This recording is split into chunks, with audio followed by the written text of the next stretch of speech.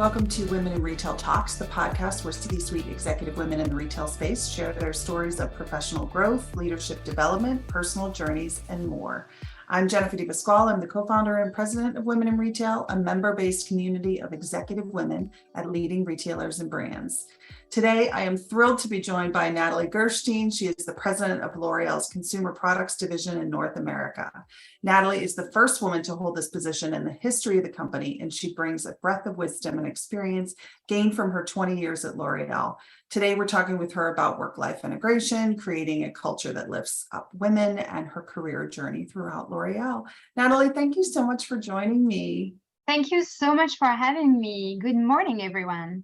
Oh, good morning. It is great to have you here. So let's dive in. So you started, I want to talk about your career journey there. So you started as a sales executive in Paris for L'Oreal 20 years ago. I know you just recently celebrated your 20th anniversary at the company. Congratulations. I want you to walk us through the major parts of your career there from the beginning and what's inspired you to stay. I know not a lot of people have such longevity at companies nowadays, and it's great to see someone in your role at such a large company. So tell us what inspired you along the way and talk about your career. Yeah, so look, I'll start by sharing a bit more about my current role. So as president of L'Oreal's Consumer Product Division, I am responsible for overseeing a vast portfolio of beloved brands, the kinds of household brands familiar to millions in North America, including the #1 beauty brand L'Oréal Paris, the #1 makeup brand Maybelline New York, the #1 natural brand Garnier, but also NYX Professional Makeup, AC, Carol's Daughter, Thayer's Natural Remedies, and more. And I also manage all aspects of the financial, marketing, and operational elements within the division.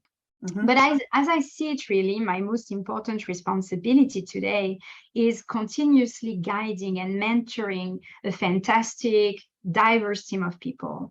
And our North America Consumer Product Division team makes me proud every single day. And I'm always striving to lead and inspire them with genuine human empathy. But back to, those past 20 years at L'Oreal. When I joined L'Oreal in 2002, actually, it was really for three reasons. The first one was that I absolutely wanted to pursue an international career. And I chose a company that would allow me to do so. The second one is that L'Oreal was actually created by a scientist. A lot of people don't necessarily know that. But today, we have as many people working in our labs as we have people working in marketing. And I love that we put such a focus on real innovation and results. And last but not least, I was also drawn to L'Oréal because it's a company where everyone works together. Despite it being a large company, it has kind of a startup spirit. It allows the test and learn mentality, which is, by the way, probably linked to the fact that we were created by a scientist. So when you're a scientist in a lab, you have to try and fail 100 times before you ultimately get to the right answer. And that's really part of our DNA. And that's, for me, extremely inspiring. So my first job, at L'Oréal was in France. I applied for a marketing job, and during my interview, one of the questions I asked was, what is the role I'm interviewing for? And the HR person in front of me said, well, at L'Oréal, we're not filling positions, we're recruiting talents. Which kind of, I love that answer. Right. I found it a bit perturbing, at the time, but I love it so much. And still, still today, it holds true, for the past 20 years. The objective is to hire people that are going to create an impact in the company, are going to help building the culture of the company, and are going to be in the long run. And that's really worked well for me. The tradition, at L'Oréal, it's to start in the field as a sales rep. So that's what I did. I spent 9 months in Eastern France in charge of 60 stores. So I was going from store to store every day, meeting store managers, consumers, understanding the brands. And it's very linked to the saying that we have here, which is that you have to be a thinker and a doer at the same time. Mm-hmm. And this means that you have to be able to roll up your sleeve, understand the operational side of the business, and at that time, at the same time, be very strategic about where you want to take the business in the long term. So I think starting in this position as a sales rep has really given me that vantage point into how business works and how our consumer thinks. And then at L'Oréal, you also learn very quickly to step out of your comfort zone to really get into the growth zone. So when you start being a bit comfortable in a role, well, you're offered to move to another step and learn new things. So, for example, when I was given the chance to take on marketing for Garnier in Europe, it gave me the opportunity to travel to 28 countries in my area. I found it very challenging, but also rewarding. While before that, I was only working in France, so I didn't know much more outside of the boundaries of French. So it's been really an interesting journey. So after being a sales rep and being in charge of the French business for L'Oréal Paris, then as I said, I moved to a regional role. I was the head of marketing of Garnier for the Europe zone. And then as part of staying in that growth zone, I wanted to go to an emerging market. Because if you remember, one of the reasons I joined L'Oréal is really to have an international career. And, after 9 years between France and Europe, I'm like, okay, I would love to understand a bit emerging markets. And I went to India. And it was such a rich experience for me, both culturally and professionally. I learned a lot about a very different market, very different beauty habits. L'Oréal is not the leader in India, while it's such a big company, in France and in Europe. So it was also a very humbling experience. So I spent 3 years in India in charge of L'Oréal Paris and Garnier. And after that, I moved to Thailand because I wanted to learn more about Asia. And so for some time, I was in charge of leading the consumer product division in Thailand. And after that, I replaced my boss as the CEO of L'Oréal Thailand, Laos, and Cambodia. So I oversaw our L'Oréal 4 divisions and corporate functions, in that region. And I had my daughter in Thailand. So it will always, remain a very special place for me. And in 2018, I was offered the opportunity to lead L'Oréal's consumer product division in the US. Which is our #1 subsidiary and our biggest division. So a lot of pressure maybe, but also a lot of room for growth. And it's been an amazing journey since I started here. Oh, I love the trajectory of your roadmap. I mean, so interesting. It's not like you were, just kind of working your way up. You were working your way over to different areas and learning that consumer, which is different from, the US consumer, all of it. Such an interesting trajectory. You mentioned, Nathalie, that you were, you really wanted to build an international career. Why was that so important to you? Yes, I've always found travel to be so rewarding. And I knew I wanted to travel and work in different countries. So L'Oréal was really a way for me to accomplish that. My parents actually were very interested by traveling. So since I was a kid, I got the luck and the opportunity to be able to discover different culture, and it kind of stayed with me. I've always been a very curious person. And so having the opportunity to work internationally has kept me, in the growth zone. I'm always learning new things. And for example, early in my career, I learned not to assume that you know or understand cultures around you. Rather, we should seek to learn. So I was born and raised in France, and so I always felt European. But it wasn't until I started to work across the Europe zone for L'Oréal that I realized how diverse Europe was. Right. So having an open mindset, and being ready to unlearn in order to learn is a very good approach. And then working in Asia, also taught me so much about non-Western cultures. This growth was really both professional, as I learned about different markets and consumption habits, but also personal, as I grew as a leader. I learned more about different perspectives and practices. So it's been such an enriching path, for me.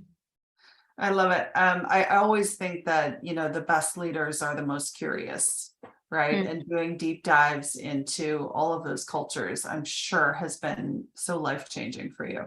What do you think? Tell me, in your own words, what the biggest learnings have been along the way.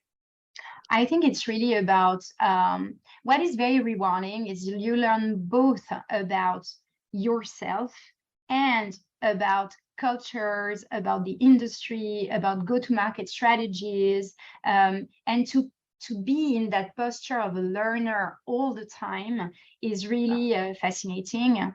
There's a quote that I love, and I really made it my motto, which is, life isn't about avoiding the storm or waiting for the storm to pass. It's about learning to dance in the rain.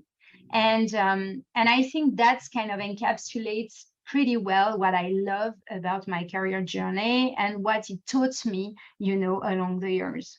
Yeah, so relatable for what everybody has been through these past couple of years too. Yeah, you're right. Well, let's talk about the fact that you are the first woman ever to hold this position at L'Oreal. And I know that must come with its fair share of challenges, including perhaps integrating and balancing family life in a different way than maybe some of your male counterparts have not had to do, right? Especially during the pandemic. We all know the pandemic had seismic shifts upon women in the workforce. Why is it important to you to represent female leaders at such an iconic brand like L'Oreal? Yeah, so look, I think you are absolutely right. There are some other challenges that we face as women in those positions, and I've always had at heart to make sure I recognize that for myself and also for others. So throughout my career, when I think back, well, actually, I've been told the same thing over and over again, and I bet the same is true for many other women listening today. I've been told I am too ambitious, right? Yeah. So, when I look at my wonderful 7-year-old daughter, I can't help but think about a TED Talk that I love, given by the amazing Reshma Saujani, the founder Oh of gosh, yes. right? Yeah. And in it, Reshma said, we're raising our girls to be perfect, and we are raising our boys to be brave.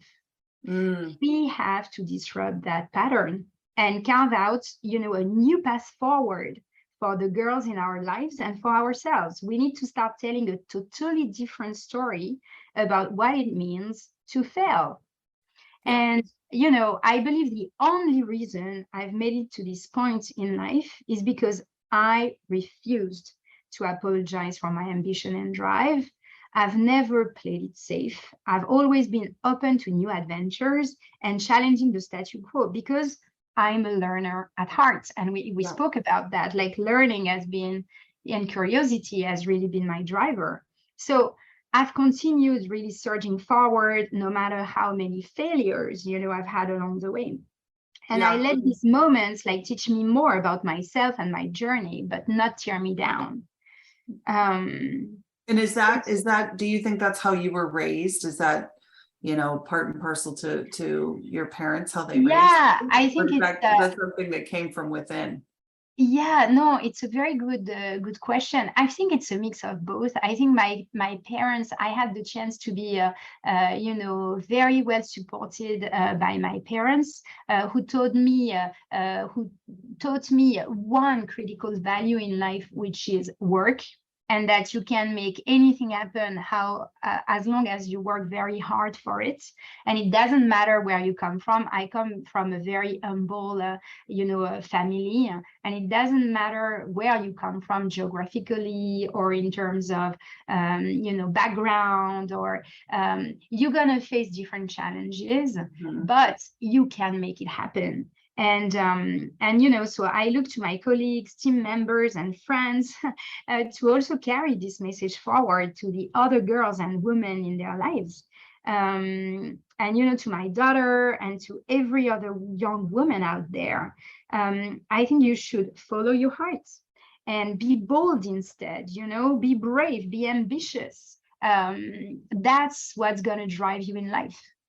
Yeah, and it's so important for young women to see themselves, right? And you're certainly setting a great example. I have 3 kids, so I can completely relate, and I have an 11-year-old daughter, so I'm constantly thinking, like, am I setting the right example? Am I, Yeah, I know it's a lot of pressure on us. Probably more pressure than we put on ourselves. Yeah. But it's so true. Well, tell me, have you had mentors along the way? Whether it was within the company, outside of the company? Yeah. Who did you look to? Yeah, look, I've had many mentors along the way, whether it's inside the company or outside the company. And by the way, not only women, also men, because when I started in this industry, it was really dominated by men. But there are a lot of men who did believe in me and saw the opportunity for, increasing the number of women at the top of the company. And that's probably a message that I want to give to the women that are listening to us, which is that you have to create your network and you have to accept also to be supported by other leaders in the industry, because you can get so much out of it. So building your network is really critical. And for me, for example, it's very important, as a leader, to be able to mentor young women as well. I want to create that culture that lifts up women. I think it's also my duty now to give back and to help mentoring those young women that are, part of the rising energy for tomorrow. It's very true. I mean, we talk about that within, the walls of Women in Retail all the time, in terms of expanding your network and, how can you learn, from someone in your network, or just, doing general outreaches and touching base with people on a regular basis. It just all lends itself to building and compounding that network, which is so important to, move ahead in your career. Yeah. And, as a working mother of a young daughter, I'm passionately dedicated to uplifting our girls and young women. And you said it just before, like the pandemic was especially tough on working moms. Yeah. And unfortunately, so many mothers have been forced, to leave the workforce due to the demands and financial obligations of motherhood. And as a working mom, I know a little bit about this. I know it's not easy. So having a 7-year-old daughter, I see great value in mentoring, inspiring and uplifting the next generation of young women to be brave, to embrace their ambition, and to keep persevering no matter what. And I've been fortunate to be able to mentor young women around the world as part of my diverse international experiences, both personally and professionally. And these experiences have been hugely rewarding for me. Honestly, I think I've gotten just as much out of them as my mentees have. And I'm incredibly proud of the young women in my life. And I will continue to support their individual journeys, every step of the way. I think it's important as a leader who is a working mom to be very vocal also about my own experiences and serve, as a role model. I talk a lot about my daughter when I communicate to my leadership team and the broader consumer product division across North America. I talk about how I took her to school on our first day, how we went on holiday this summer to France to visit the family, all of those things that are so important that working parents often feel like they have to hide to show they are committing to the job. And I think we need to change that. I think when you have a leader who shares that, you feel more comfortable sharing that too. And that's much healthier environment. It's about building a culture of psychological safety for me.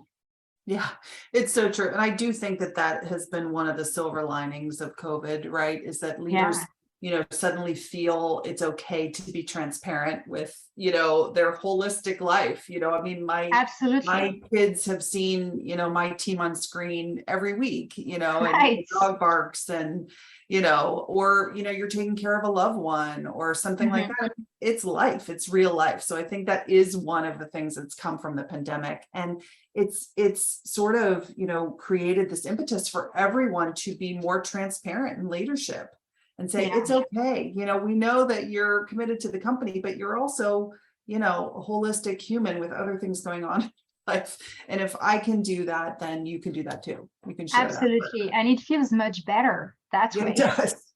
It does. And it's much more bonding and it's real. Yeah. Yeah. Yeah.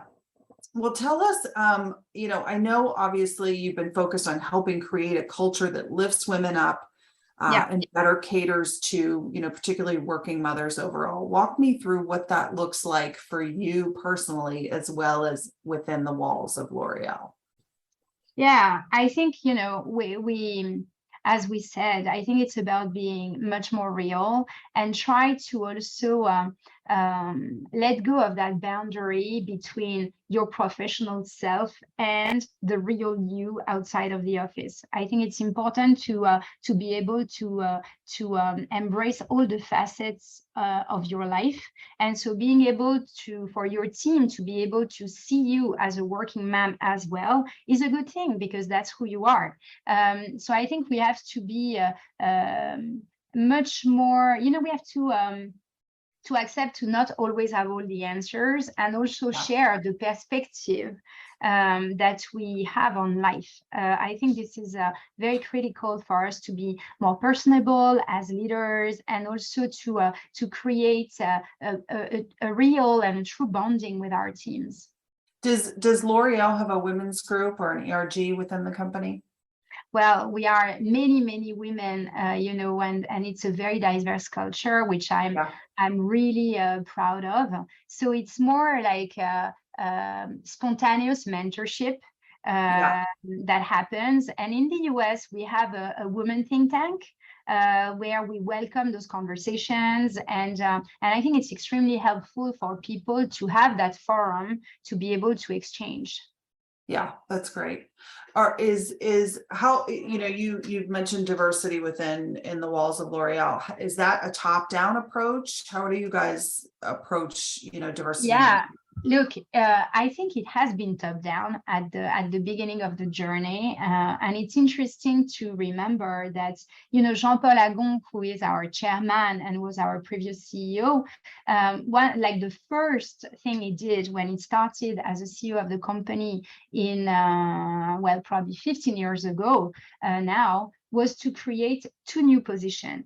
One was Chief Ethics Officer, and one was Chief Diversity and Inclusion Officer. Yep. So it was definitely, coming from the top, that diversity, inclusion is going to be important for L'Oreal. And there was already a lot of work done on that from before, but then it was kind of, okay, that's it. This is where we are going as a company. And then, so it started from the top, but now it's embraced at every level of the company. Last year, L'Oreal is the first company who got certified EDGE+. And EDGE is actually a third-party organization, which is the economic dividend for gender equality.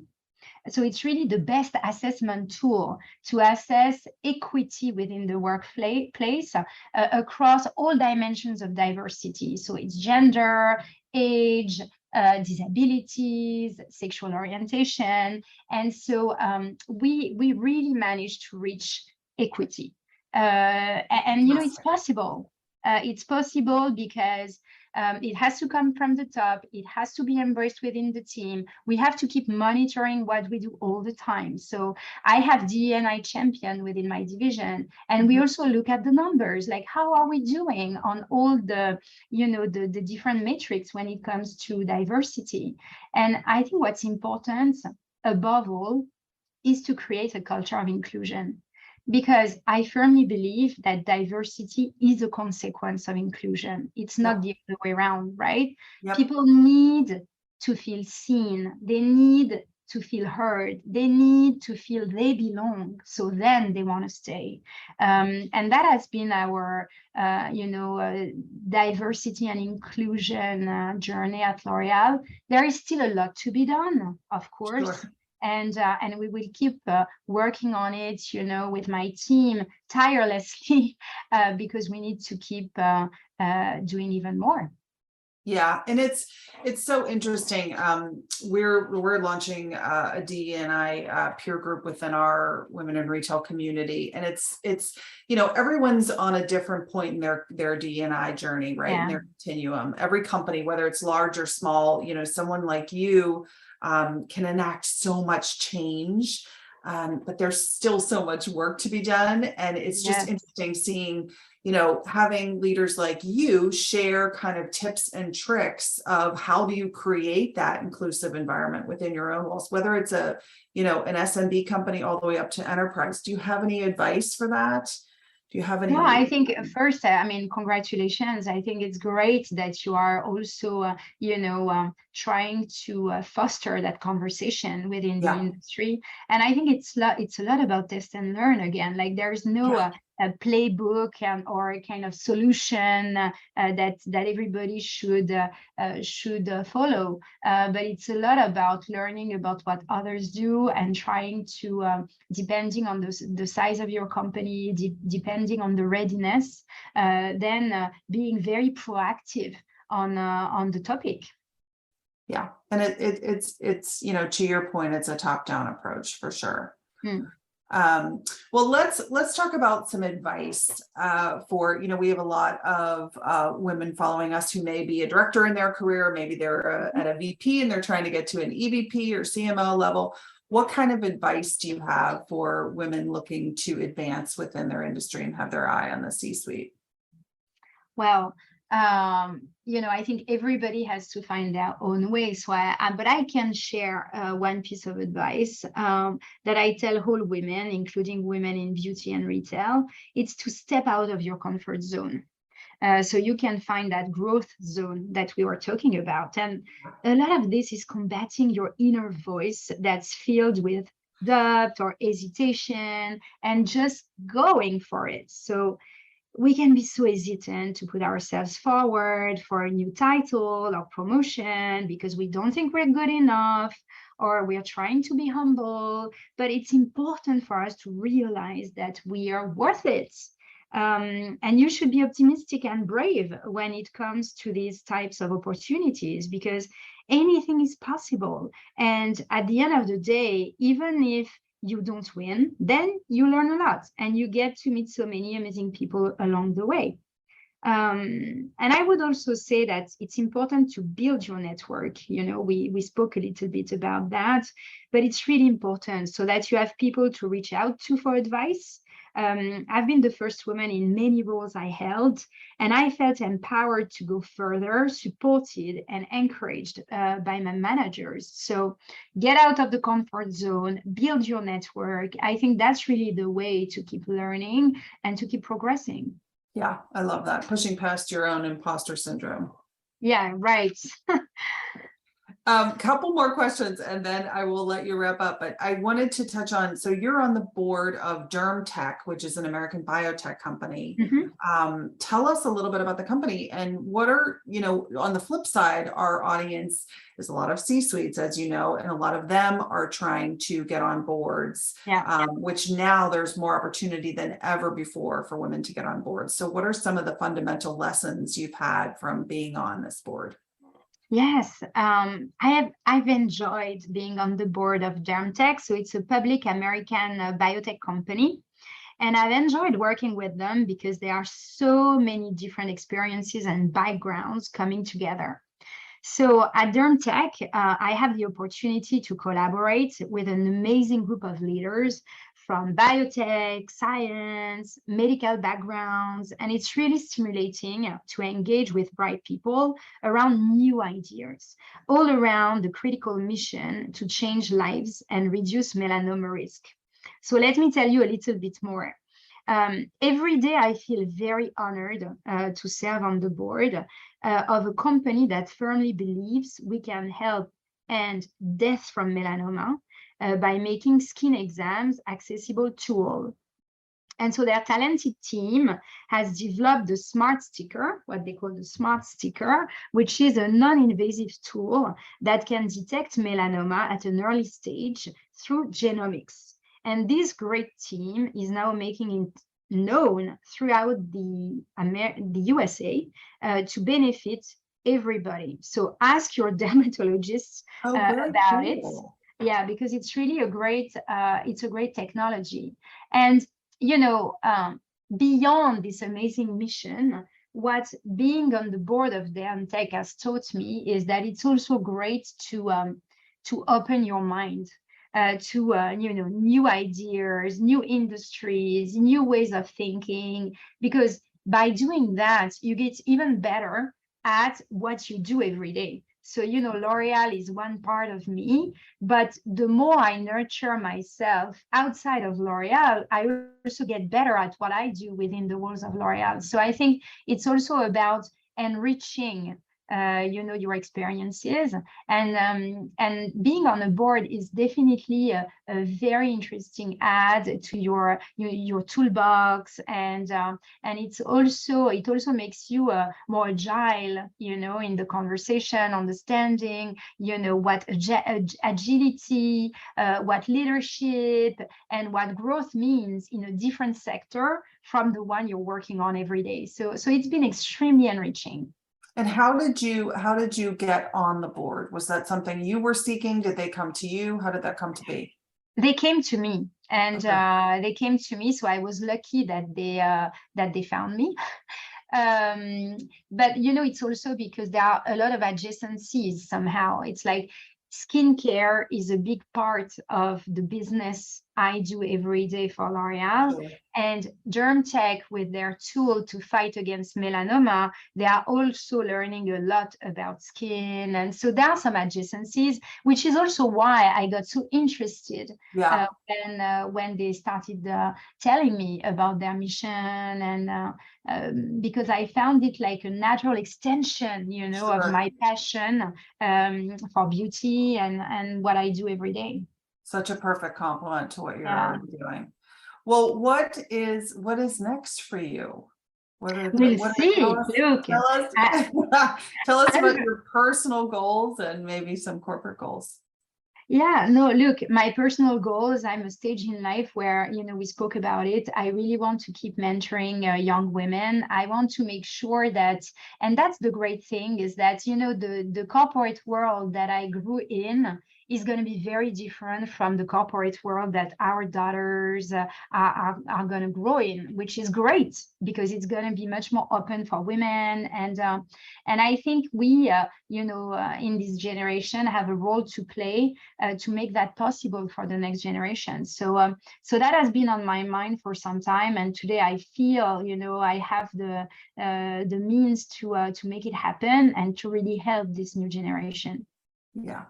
Such a great impact. Well, I have loved getting to know you. Thank you so much for joining us. I love your spirit. I love your championing of women and all of the great things that you're doing there at L'Oreal. And I can't thank you enough for being here. Thank you so much, Jennifer. It was really my pleasure to be here. I enjoyed our time together.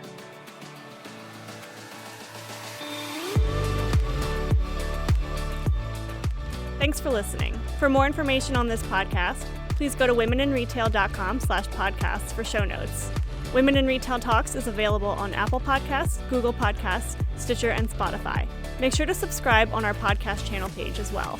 If you've enjoyed this episode, please take a few moments to rate and review our show. Lastly, if you're a female retail leader interested in joining our community at Women in Retail Leadership Circle, visit womeninretail.com/apply. Thanks, and until next time, this has been Women in Retail Talks.